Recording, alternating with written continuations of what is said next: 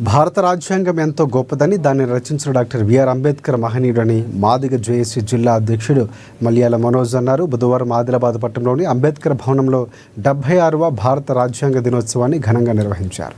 అంబేద్కర్ చిత్రపటానికి పూలమాలలు వేసి నివాళులర్పించారు.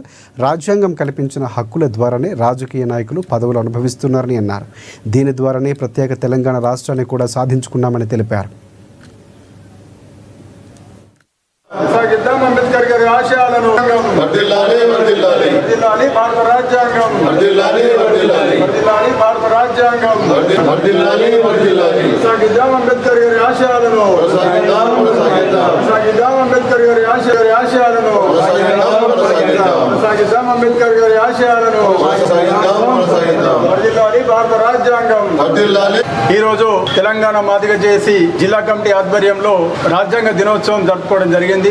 మరి ఈ రోజు ఈ యొక్క దినోత్సవం జరుపుకోవడానికి ముఖ్య కారణం ఏమంటే, మన భారతదేశంలో ఇంత గొప్ప రాజ్యాంగాన్ని రచించి మనకు అందించినటువంటి డాక్టర్ బాబాసాహెబ్ అంబేద్కర్ గారు మరి ఆయన రాత్రనక పగలనక ఎంతో శ్రమించి 2 సంవత్సరాల 11 నెలల 18 రోజులు మరి కష్టపడి మనకు ఈ యొక్క ఇంత గొప్ప రాజ్యాంగాన్ని మనకు అందించడం జరిగింది. మరి ఈ యొక్క రాజ్యాంగం ద్వారానే మనం ఈ రోజు ప్రతి ఒక్క భారతీయుడు నడుచుకోవాల్సిన అవసరం ఎంతైనా ఉంది. మరి ఈ రోజు చూసినట్లయితే హిందువులకు భగవద్గీత ఉంది, మరి ముస్లింలకు ఖురాన్ ఉంది, అలాగే క్రైస్తవులకు మరి బైబిల్ ఉంది. కానీ ప్రతి ఒక్క భారతీయుడు నడుచుకోవాల్సింది కేవలం బాబాసాహెబ్ అంబేద్కర్ గారు రచించినటువంటి రాజ్యాంగం ద్వారానని ఈ సందర్భంగా మేము గుర్తు చేస్తున్నాం.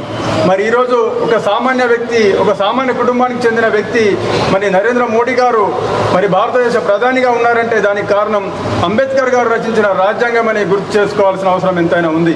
మరి అలాగే ఈరోజు మనకు తెలంగాణ రాష్ట్రం వచ్చి మనం తెలంగాణ రాష్ట్రంలో ఈ యొక్క ఫలాలు అనుభవిస్తున్నామంటే దానికి కారణం కేవలం రాజ్యాంగంలోని ఆర్టికల్ 3ను సవరించి మరి యొక్క మనకు తెలంగాణ రాష్ట్రాన్ని అందించినటువంటి ఈ యొక్క రాజ్యాంగం అని గుర్తు చేసుకోవాల్సిన అవసరం ఉంది. కాబట్టి మరి ఎంతో గొప్ప చదువులు చదివి మరి అంబేద్కర్ గారు ఈరోజు మనకు ఇంత గొప్ప రాజ్యాంగాన్ని అందించడం జరిగిందో, అదేవిధంగా ప్రతి ఒక్క భారతీయుడు మరి చదువు అనే ఆయుధాన్ని కూడా మన చేతబట్టి ముందుకు సాగాలని, అంబేద్కర్ గారి ఆశయాలను ముందుకు తీసుకెళ్లాలని చెప్పి ఈ సందర్భంగా గుర్తు చేస్తాం.